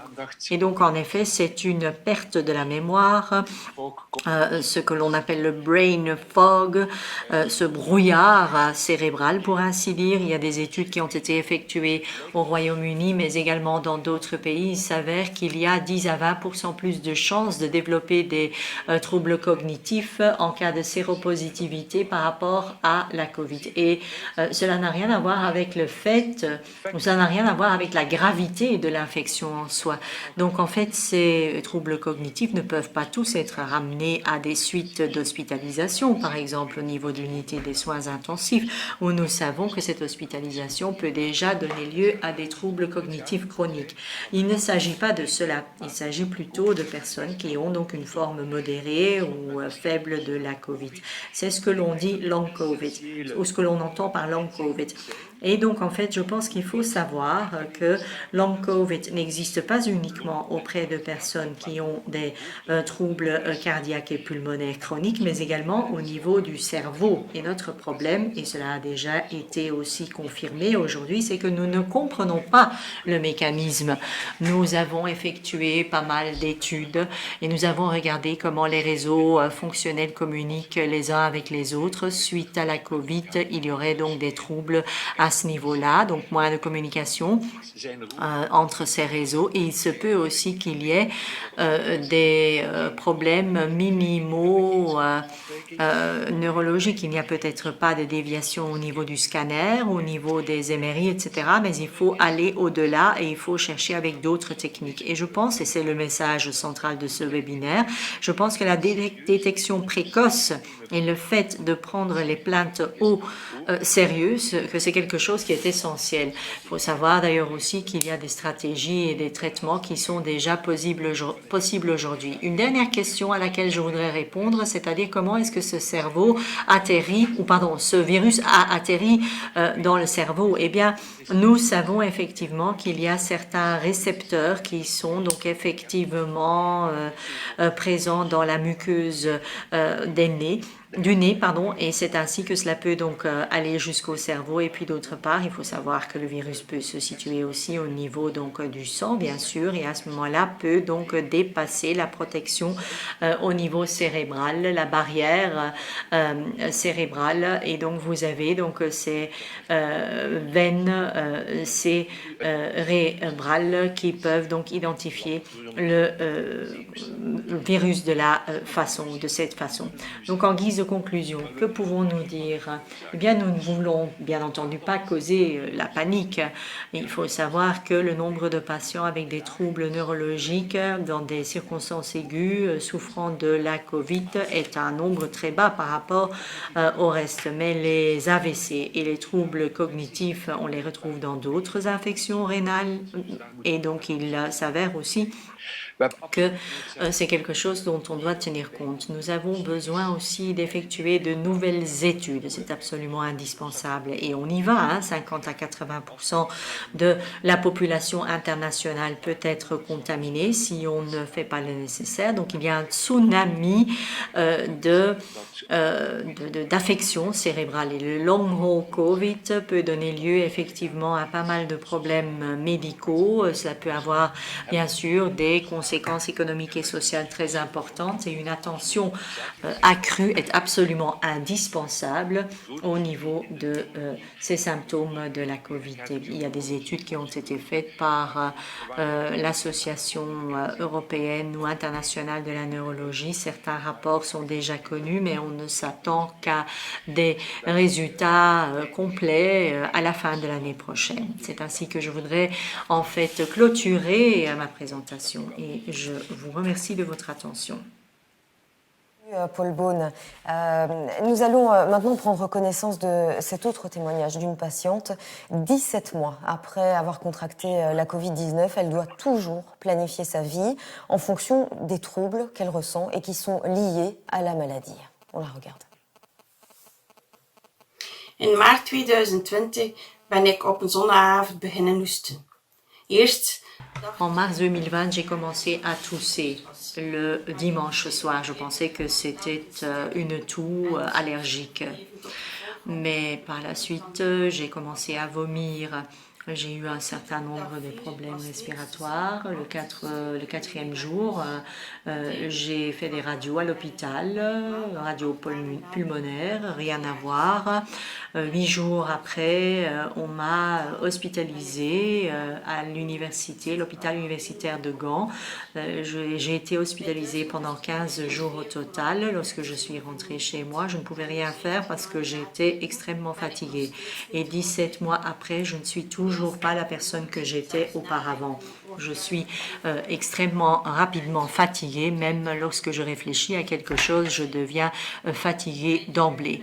Et donc, je ne me rappelle de rien, je me souviens de rien et très souvent, je ne retrouve plus mes mots lorsque je suis en train de raconter quelque chose. J'étais quelqu'un de particulièrement actif et maintenant je suis quelqu'un qui doit tout planifier pour encore pouvoir faire quelque chose, mais pas trop non plus. Je dois tout inscrire dans un cahier. Je fais de mon mieux, spécialement pour ma famille. Quelquefois cela fonctionne, quelquefois cela ne fonctionne pas bien et c'est difficile à accepter. Voilà, j'étais en train de prendre connaissance de vos questions. N'hésitez pas à continuer à nous envoyer. J'en profite pour vous présenter des excuses, en tout cas à ceux que ça a pu choquer. Vous m'avez entendu prononcer un mot dont ma grand-mère aurait dit qu'il nécessitait de me laver la bouche au savon. Je pensais ne pas être sur antenne. Je vous présente donc toutes mes excuses. Alors comment soulager tous ces patients et faire en sorte que ces symptômes très invalidants disparaissent? Eh bien, comment les aider en fait à retrouver en quelque sorte leur vie d'avant. C'est de cela dont vous allez nous parler, Paul Verbank. Bonjour, vous êtes psychiatre, professeur de psychiatrie à l'Université libre de Bruxelles. Alors avec vous, on va reparler de ce fameux nerf vague. Vous avez mené une étude expérimentale, ça veut dire que donc certains patients ont pu tester vraiment le dispositif. Qu'en ressort-il pour eux ? Bien, je pense que vous voyez le diapo. Oui, ici. tout à fait. D'accord, bon, donc c'est bien. Ben, effectivement, donc, on a évoqué l'intérêt de la stimulation du nerf vague au moins à 2 reprises depuis le début de ce webinaire. Et d'une certaine manière, je viens conclure en montrant finalement, nous l'avons fait. Nous l'avons fait dans le cadre d'une étude pilote. Donc, c'est une première étude. Pour les personnes qui veulent voir le détail de l'étude, elle est en ligne actuellement et dans la dernière dia, il y aura la référence qui apparaîtra. Donc, ça c'est effectivement une première chose. Bon, comme prémisse, bon, je vous rappelle très brièvement finalement ce qu'aujourd'hui on imagine en fait de l'infection par le SARS-CoV-2. De plus en plus, il apparaît que finalement, il n'y a pas une modalité de maladie, il y en a probablement au moins deux, hein, d'une part, et qui ne sont pas obligatoirement liées. L'une ne découle pas obligatoirement de l'autre. Il y a une infection aiguë dont la voie d'entrée est principalement respiratoire, se traduit à des degrés divers par une insuffisance respiratoire et puis liée à l'orage cytokinique qui a déjà été mentionné plusieurs fois. Il y a une altération d'organes vitaux qui mène éventuellement à la mort. Ça, c'est effectivement la première phase qu'on a connue. Puis maintenant, on est dans le Covid long qui est lié vraisemblablement à une voie d'entrée probablement neurologique du virus, probablement au travers du bulbe olfactif. Donc là, la symptomatologie est au long cours, avec un dysfonctionnement probable du système nerveux autonome, et de plus en plus dans la littérature, on parle de dysautonomie. Et c'est dans ce cadre-là que nous avons testé la possibilité d'intervention par stimulation du nerf vague. Alors l'expérimentation que nous avons réalisée, je vous la décris tout immédiatement, mais en précisant quand même une chose, c'est que, et ça, c'est pour ça que j'ai été extrêmement heureux d'entendre à la fois les commentaires finalement des groupements de patients et aussi des témoignages de patients, c'est que la toute première chose que nous avons réalisée, c'est en fait de rencontrer des dizaines de personnes, des dizaines de personnes pour apprendre ce que en fait Covid long représente. Avec une plainte qui finalement peut être résumée pour quasi tout le monde de la manière suivante: depuis que j'ai été infecté par le Covid, je suis incapable de retrouver ma vie d'avant. Ça se matérialise de manière diverse, mais à côté de ça, cette plainte-là est effectivement ce qui est majoritairement présent chez tous les patients. Donc l'expérimentation que nous avons faite l'a portée sur 20 patients, mais dans notre série aujourd'hui, nous en avons une cinquantaine. Il y a un épisode aigu qui a été identifié. Il y a une pathologie qui est persistante depuis 3-10 mois. Nous avons caractérisé le syndrome, donc je vais vous montrer effectivement comment nous l'avons fait. Et sur la base de cette caractérisation, nous avons construit une échelle d'intensité des symptômes. Et ensuite, nous avons pratiqué chez ces personnes 2 fois 5, donc au total 10 stimulations du nerf vague. En ce qui concerne les symptômes avant traitement, donc vous le voyez ici, finalement présenté en tableau, et comme vous le voyez, la plainte qui existe toujours, c'est la fatigue. La fatigue, plus exactement, l'épuisement. Donc, on peut en dire beaucoup de choses, mais je ne vais pas le détailler ici. Les problèmes cognitifs, donc ce brouillard cérébral est quelque chose qui vient en second lieu, et puis des douleurs, etc. Et toute une série de symptômes qui au total, finalement, apparaissent comme disparates, mais finalement font partie du syndrome pour chaque personne. C'est sur la base de ceci, donc là, je peux détailler comment nous l'avons fait, mais sur la base de cela, pour chaque patient, nous avons construit un score qui est personnel et qui a permis finalement de suivre son état dans le cadre de la stimulation. Les résultats sont les suivants. Donc ici, je ne vous présente que l'évolution de l'intensité du syndrome. Nous avons toute une série d'autres variables que nous avons recueillies également. Et donc, J0, c'est la situation des gens finalement avant stimulation. J5, 5 stimulations. J10, 10 stimulations. Et follow-up, c'est quoi? C'est après l'arrêt du traitement par stimulation, une semaine plus tard, dans quelle situation les gens se trouvent. Alors, il y a quelque chose qui nous a frappé rapidement et que nous ont témoigné les personnes qui en étaient elles-mêmes surprises, c'est que finalement, quasi toutes les personnes, sinon toutes, ont vu leur situation s'améliorer d'une manière finalement très significative. Donc, c'est quelque chose qui est, au point de vue statistique, est particulièrement manifeste à partir du jour 10, donc en fin de la 10e stimulation. Et de manière importante, c'est un effet qui semble se maintenir une semaine plus tard. Donc, on peut dire beaucoup de choses, on peut discuter effectivement sur les aspects placebo. C'est une étude, c'est une première étude, c'est une étude pilote, donc nous n'avons pas réponse à tout. Mais il n'empêche, c'est une étude qui est intéressante. Aujourd'hui, nous avons effectivement l'expérience finalement du traitement en clinique de ce type de de ce type de personnes par stimulation du nerf vague, pour alimenter un tout petit peu la discussion sur le traitement, l'accessibilité au traitement. Le traitement est accessible. Le matériel est accessible. La seule chose, c'est qu'il n'y a pas de remboursement du traitement. Donc, il y a effectivement un aspect financier qui intervient. Pour les personnes qui souhaiteraient maintenant voir le détail de notre étude, je les renvoie vers la publication qui actuellement est accessible. Elle est accessible en ligne. Je vais encore préciser une chose, c'est que ce travail, au départ, finalement, a été rendu possible par un soutien, par un financement de la région wallonne. Merci beaucoup. Merci, professeur Verbank.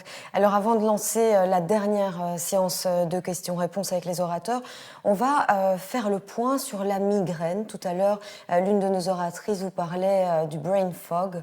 Eh bien, le film que vous allez voir va peut-être illustrer vraiment les choses pour les patients qui connaissent ces symptômes, cette impression vraiment d'être le cerveau pris en étau. On va regarder ce petit film et on revient tout de suite pour les questions-réponses.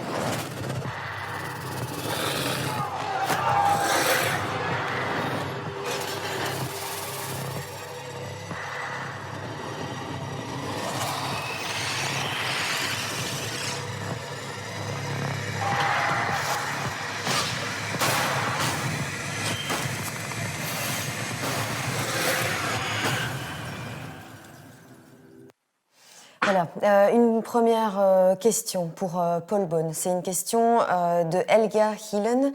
Elle nous explique son expérience et elle dit voilà, j'ai toujours des problèmes cognitifs, donc après le Covid. Est-ce que vous avez déjà des résultats de recherche sur une estimation de la durée des problèmes cognitifs? Et elle dit il n'y a rien qui puisse mettre ça en évidence sur les 2 scans IRM que j'ai faits et j'ai demandé un PET scan à mon médecin, mais pour l'instant, je ne l'ai pas reçu. Ce que le médecin me dit, c'est le Covid, c'est une maladie très longue et les gens meurent de ça. De vraag weerspiegelt eigenlijk een beetje wat ik gezegd heb. La question reflète un peu ce que j'ai expliqué, les moyens classiques afin de poser un diagnostic pour les gens avec un problème cognitif. Si on pense par exemple à une démence, c'est quoi alors? C'est des scans, un CT scan ou un examen neuropsychologique. Ces examens ne donnent pas maintenant de résultats. Et c'est ça le défi maintenant avec ce Covid. On ne sait pas trop quoi regarder au niveau de diagnostic. Et on l'a déjà dit plusieurs fois, on n'a pas vraiment une bonne définition du long Covid. Maintenant, j'espère que le rapport KCE va donner une réponse. Le KCE, c'est le centre d'expertise et les autorités ont demandé à ce centre d'expertise fédéral d'avoir une définition du Covid long. C'est déjà une bonne chose. Comme ça, on sait de quoi on parle et tout le monde parle de la même chose. Maintenant, pour revenir sur la question de madame, c'est vrai, un PET scan, je ne sais pas non plus ce qu'on irait chercher sur le PET scan parce qu'on ne sait pas trop ce qu'on doit chercher. On doit donc faire plus de recherches scientifiques pour voir auprès des gens qui ont beaucoup de plaintes si on peut voir quelque chose qu'on peut lier aux plaintes. Et après, on peut utiliser cette recherche pour poser des diagnostics auprès d'autres personnes aussi. Donc, on est convaincu qu'il y a un ennemi quelque part, mais on ne connaît pas très bien l'ennemi. On ne sait pas trop où le chercher. Et ça, c'est le problème difficile auquel on est confronté en ce moment. Et je pense que tous les efforts doivent être concentrés ressenti pour faire un bon diagnostic. Pour ça, on a besoin de cette définition. Et puis après, il faut chercher les moyens qui nous permettent de dire aux gens avec telle ou telle plainte, et voilà, ça c'est probablement causé par le Covid, et voilà ce que vous pouvez faire. Mais maintenant, on est au début de la définition d'une nouvelle affection. Et ça prend du temps. Et je comprends que les patients et les associations qui représentent les patients deviennent impatients, mais nous, on doit faire ce travail. Merci Paul Beaune. Je vais profiter de ce moment pour faire un petit rappel pour les médecins, les kinés et les pharmaciens qui nous regardent. N'oubliez pas d'envoyer vos emails à Gianni Franco. On va remettre son adresse email à l'écran. Vous pouvez demander tout ça aujourd'hui, évidemment. Donc l'adresse c'est Gianni en majuscule avec 2n.franco@skynet.be. Et on en revient tout de suite au débat avec une question pour le professeur Paul Verbank. Paul, est-ce qu'il existe déjà un dispositif qui soit en cours de création pour étendre les choses et ne pas en rester au domaine de la recherche? Est-ce qu'on a déjà une idée du prix que ça pourrait coûter aux patients? Est-ce que ce sera abordable ou très cher et donc peut-être impossible à ramener à la maison? Oui. En fait, le traitement est accessible, mais à un coût, et il n'est pas remboursé. Quel est le coût, Paul Verbank? Quel est le coût? Donc, le coût, grosso modo, on peut considérer que pour une séance de stimulation, grosso modo, ça coûte grosso modo, finalement, 50 € par séance et par personne. En sachant que le matériel est accessible, y compris parfois trop accessible. Il y a tout un dispositif de simulation du nerf vague qui existe sur Internet. Il faut un petit peu se méfier parce que finalement, là-dessus, il n'y a pas de caractère de garantie. Il y a du matériel que nous avons eu l'occasion de tester au laboratoire. Et donc, il y a moyen d'avoir un dispositif qu'on peut utiliser d'ailleurs en auto-distribution. Donc, il vaut mieux avoir un monitoring par une équipe de personnes qui suivent le patient, mais il y a moyen effectivement de faire que la personne s'auto-stimule. Donc, ça rend le coût supportable. Mais à côté de ça, il n'y a pas de financement, il n'y a pas de remboursement. Donc, le traitement d'une part est accessible, mais à côté de ça, effectivement, il présente un poids financier pour les gens, d'autant que la stimulation va devoir se faire très souvent, finalement, pendant une longue période. Merci. Donc, on déconseille ces applications qu'on trouve sur Internet. Ça, c'est vraiment un conseil à donner aux patients. Ne les utilisez pas, consultez. C'est plutôt ça, Paul Verbank. Oui, exactement. D'accord. Alors, une autre question. Alors, à vous de voir lequel de vous deux veut y répondre, ou peut-être tous les deux. La perte de l'odorat, est-ce un marqueur défavorable de l'évolution neurologique qui indique qu'une prise en charge plus attentive est nécessaire? Paul. Ik kan daar wel op antwoorden. Oui, je peux répondre non. La réponse est non. C'est un biomarqueur. Ça, oui. Quand on a des symptômes respiratoires et si on perd l'odorat, ça indique dans le contexte actuel qu'il y a une infection Covid. Mais cela, en soi, ce n'est pas un facteur qui doit avoir un impact négatif, heureusement, parce que 90% des gens ont une perte d'odorat plus légère ou plus sévère. Heureusement que tous ces cas ne donnent pas ce genre de problème. Paul Verbank, vous aviez une réponse également, je voyais. Oui, mais donc dans la cohorte de personnes que nous avons eues, comme vous l'avez vu dans le tableau, il y a à peu près la moitié d'entre eux qui se plaignaient de troubles du goût et de l'odorat, donc à 2 degrés divers, donc soit une perte complète, soit un odorat, un goût qui était présenté comme encore anormaux. Alors, ce que nous avons observé, c'est qu'en fait, ce sont des symptômes qui s'améliorent finalement comme les autres. Comme les autres, je vais insister sur une chose, et ça c'est quelque chose qui est un petit peu déconcertant, c'est que finalement, chacun de ces symptômes semble avoir une vie propre et une cinétique finalement de récupération qui lui est personnelle. Donc c'est le cas finalement pour la récupération du goût et de l'odorat au même titre que pour le reste. Alors, une question sur le sommeil cette fois. Des études ont-elles été faites sur le sommeil des Covid longs? Comment serait-il possible de le rendre plus réparateur? C'est vrai que c'est un problème dont souffrent les patients. Et puis quelqu'un nous dit également, j'ai entendu parler du pacing, mais ça semble assez difficile à pratiquer. L'un de vous deux? Paul Verbank? Oui. Donc beaucoup de patients qu'on rencontre se plaignent de leur sommeil et mentionnent quelque chose qui est particulier, y compris des personnes jeunes, c'est le fait qu'ils présentent des apnées de sommeil. Donc, dans notre cohorte, j'ai fini par interroger les gens systématiquement à ce point de vue-là. Et grosso modo, un tiers à la moitié des personnes que nous avons, donc sont des personnes dont l'âge moyen était d'une 40aine d'années, se plaignaient d'avoir développé finalement des apnées de sommeil, mais quelque chose de particulier aussi quand on interroge ces gens plus précisément, aussi d'apnée de jour. Donc c'est vraiment au niveau de la commande, au niveau de la commande respiratoire qu'il y a quelque chose qui se passe. Les gens nous disent à un certain moment, j'étouffe et je dois me dire et respire. Donc ce sont des apnées de sommeil mais aussi des apnées diurnes qui effectivement vraisemblablement témoignent d'une altération de la commande centrale de la respiration. Je vois cette question à propos de la revalidation.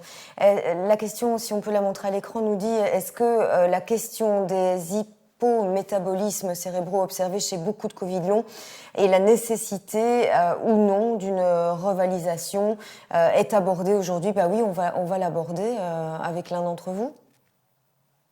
Voilà, on la voit, cette question apparaître à l'écran. Lequel d'entre vous pourrait aider ce spectateur? Oui? Ik wil er wel iets over zeggen, in de zin... Je veux bien réagir à cela. En fait, moi, je ne suis pas au courant d'un grand nombre de patients avec des hypométabolismes cérébraux. Moi, je ne suis pas au courant de cela et ça peut être dû à beaucoup de facteurs. Il n'y a pas une corrélation entre cela et le Covid ou le long Covid. Moi, je ne suis pas au courant des études qui démontreraient cela. Maintenant, un PET scan ou d'autres examens permettent de mesurer le métabolisme du cerveau. Et ça, en soi, c'est une étude intéressante pour voir, pour les gens qui ont des plaintes persistantes, ce qui se passe. On peut voir ce qui se passe. Donc, on ne cherche pas trop dans le sens de métabolisme maintenant, mais plutôt un réseau perturbé. Je l'ai dit brièvement lors de ma présentation. Il s'agit donc de la possibilité où ça se passe mal dans la communication entre différentes parties du cerveau. Et cette communication est nécessaire pour fonctionner si vous voulez réfléchir, parler de quelque chose, raconter quelque chose. Ce n'est pas une partie du cerveau qui règle ça, mais il s'agit de différentes parties de votre cerveau qui doivent travailler ensemble. Et c'est cette fonction de réseau qui serait perturbée par le Covid. Et c'est sur ça que la recherche se concentre. Donc les recherches ne se concentrent pas tellement sur le métabolisme du cerveau. Paul Verbank, je vous donne la parole. Il nous reste 2 minutes avant de devoir conclure. Allez-y. Donc, en vitesse, 2 choses. D'une part, il y a des études pilotes qui existent actuellement, réalisées par des techniques radioisotopiques. Et donc, chez certaines personnes, effectivement, il y a des anomalies qui commencent à être montrées. Le sujet loin d'être clos. En ce qui concerne la revalidation, c'est un sujet très, très important. Pour beaucoup de personnes qu'on a engagées trop vite dans une revalidation, ce qui nous communique, c'est « je suis trop épuisé pour faire cela ».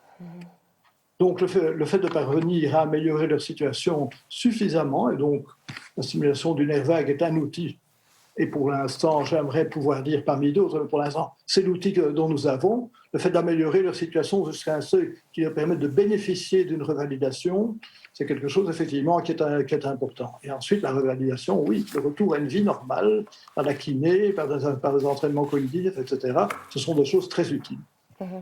Merci à tous les deux, merci à tous les orateurs qui vous ont précédés aussi pour ces conférences qui, nous l'espérons, vous auront permis d'en savoir plus, de peut-être avoir d'autres idées sur la manière d'évoluer, de vous soigner ou de mieux accepter ce qui vous arrive si vous êtes patient. Merci aux témoins qui ont eu la gentillesse et le courage aussi de partager leur expérience.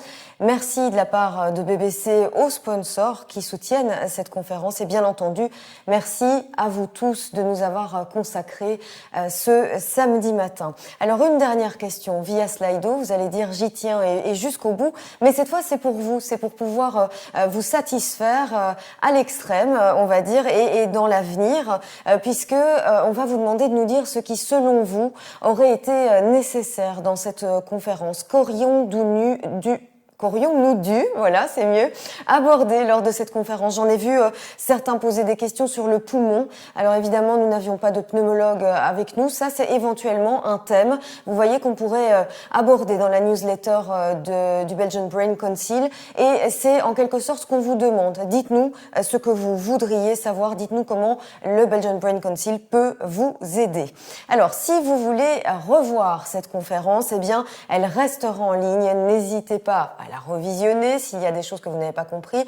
Et puis, n'hésitez pas non plus à partager le lien sur les réseaux sociaux ou avec des personnes qui auraient besoin d'entendre les conférences que nous avons entendues aujourd'hui. Le Slido reste ouvert encore 10 minutes, donc répondez. Je vous remercie, je vous dis au revoir, je vous souhaite un excellent week-end et surtout, comme on a pris coutume de le dire depuis 2 ans, prenez bien soin de vous.